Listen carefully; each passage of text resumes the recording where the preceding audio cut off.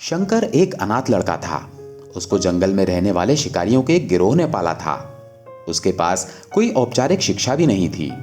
वो केवल एक चीज जानता था कि उसे कैसे जीवित रहना है, शिकार करना और उनको मारना तथा जंगल के फलों को खाना और नदी के पानी को पीकर अपने आप को जीवित रखना। एक दिन वो अपना रास्ता भटक गया और उसने देखा कि कुछ लोग नदी के किनारे पर बने एक पत्थर की आकृति के चारों ओर जोर जोर से चिल्ला रहे हैं। कुछ लोग उस पर फूल, फल और नारियल चढ़ा रहे हैं। उसने सोचा शायद ये कोई मकान होगा जिसमें लोग रहते होंगे, पर ये एक प्राचीन मंदिर था। लेकिन शंकर ने इसे पहले कभी नहीं देखा था, पर इसके बारे में जानने के लिए वो काफी उत्सुक था। उसने तब तक इंतजार किया जब तक कि लगभग सभी लोग उस मंदिर से नहीं चले गए। अंत में उसने एक युवा लड़के को पत्थर की इमारत के बाहर आते देखा और उससे बात करने का फैसला किया। और शंकर ने उससे अपने मन में आए कई सवाल पूछे। उसका पहला प्रश्न था, इस इमारत को क्या कहा जाता है? लोग अपने साथ क्या लाते हैं?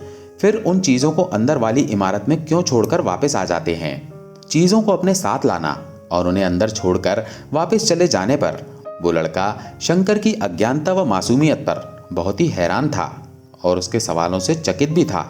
वो नहीं जानता था कि वो पास के जंगल में रहता है और शिकार करके अपना जीवन यापन करता है, लेकिन फिर भी उसने उसके सवालों के जवाब देने की पूरी कोशिश की।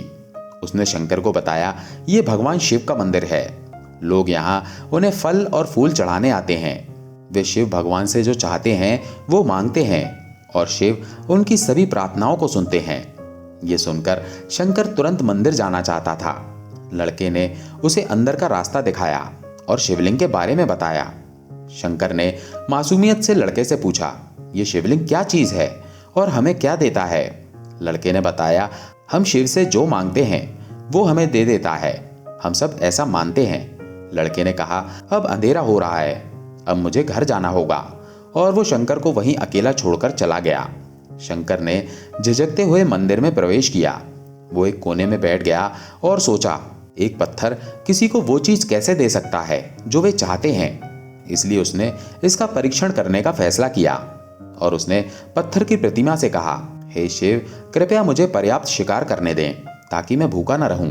मेरे पास आपको चढ़ाने के लिए कोई फल या फूल नहीं है, लेकिन यदि आप मुझे शिकार देते हैं तो मैं उसे आपके साथ साझा करूंगा। मैं वादा करता हूं कि मैं आपको धोखा नहीं दूंगा, उसने घोषणा की। अगली सुबह शंकर शिकार करने गया। उसने पूरे दिन शिकार की तलाश की, लेकिन उसे कोई शिकार नहीं मिला। वो भूख से तिलमिला रहा था। वो काफी निराश हो गया क्योंकि उसे कोई शिकार नहीं मिला था। दोपहर हो चुकी थी। अब उसे लगने लगा कि मंदिर के लड़के ने उसे झूठ बोला था। फिर भी उसने शिकार जारी रखा। जैसे ही शाम हुई, उसने 2 खरगोशों को अपने बिल में से आते देखा। शंकर ने उन खरगोशों को मार डाला क्योंकि उसने भगवान शिव से वादा किया था कि वो अपने शिकार को साझा करेगा। वो मरे हुए खरगोशों में से एक के साथ मंदिर गया। देर हो चुकी थी और मंदिर सुनसान था। शंकर ने मंदिर में प्रवेश किया और जोर से कहा, कृपया आओ और अपना हिस्सा ले लो। प्रभु, आपके लिए मैं लाया हूं। वो वहां बैठ गया और अंधेरा होने तक प्रतीक्षा करने लगा, लेकिन भगवान प्रकट नहीं हुए। शंकर को भूख और नींद आने लगी और उसने खरगोश को मंदिर में छोड़ने का फैसला किया। अगली सुबह जब लोग मंदिर पहुंचे तो उन्हें शिवलिंग के सामने मरा हुआ खरगोश मिला। भक्त बहुत परेशान थे। ये यहाँ कौन लाया है? उसने हमारे मंदिर को अपवित्र करने की हिम्मत कैसे की? उन्होंने खरगोश को बाहर फेंक दिया। अगले दिन शंकर अपनी भूख मिटाने के लिए जंगल में शिकार करने गया, लेकिन इस बार उसकी किस्मत अच्छी नहीं थी और उसे शिकार भी नहीं मिला। उसने सोचा, आज रात को मंदिर जाना चाहिए और शिव से पूछना चाहिए कि उनको खरगोश का भोजन कैसा लगा। शंकर ये पूछने के लिए मंदिर गया। जब वो मंदिर पहुंचा तो उसके आश्चर्य का कोई ठिकाना न रहा। उस रात मंदिर में लोगों की काफी भीड़ थी। शिवरात्रि की रात थी, लेकिन अब वो शिकारी लड़के को इस बारे में कुछ भी नहीं पता था। शंकर ने चारों ओर देखा और उस युवा लड़के को देखा जिसने उसको मंदिर के अंदर शिव से प्रार्थना करने के लिए कहा था। क्योंकि उसे इतने सारे लोगों के आसपास रहने की आदत नहीं थी, उसने वहीं रुकने का फैसला किया और पास के एक बेल के पेड़ पर चढ़ गया। ये एक लंबा इंतजार था और समय बिताने के लिए उसने पेड़ से पत्ते तोड़कर जमीन पर फेंकना शुरू कर दिया उस अज्ञात पेड़ के नीचे एक छोटा सा शिवलिंग था जिसकी पूजा लंबे समय से नहीं की गई थी। शंकर के द्वारा फेंके गए बेल के पत्ते उस शिवलिंग पर गिरे। शंकर भजनों से मंत्रमुग्ध हो गया और धीरे धीरे 7 गाना और पंचाक्षरी मंत्र का जाप करना शुरू कर दिया। रात भोर में बदल गई और सभी भक्त मंदिर से चले गए। शंकर पेड़ से उतरा और मंदिर में प्रवेश किया। उसने देखा कि शिवलिंग की आंखों पर लाल निशान थे। वे कुमकुम के थे जो लोगों ने चढ़ाए थे, लेकिन शंकर को यकीन था कि शिव को उनकी आंखों में परेशानी हो रही है। उसने शिव की खेदजनक स्थिति के रूप में जो कुछ भी महसूस किया, उसके लिए उसे बहुत दुख हुआ। वो उनकी मदद करना चाहता था। उसने सोचा शिव यहाँ अकेले रहते हैं और बीमार होने पर उनकी देखभाल करने वाला कोई नहीं है। जब तक भक्त उनसे मिलने नहीं आते, उन्हें भोजन भी नहीं मिलता। शंकर ने एक रात पहले भक्तों को शिवलिंग पर जल चढ़ाते देखा था। प्रभु को ठंड लग रही होगी, शायद वो कांप रहे हैं। उसने सोचा आखिरकार वो केवल पत्तियों से ढके हुए हैं।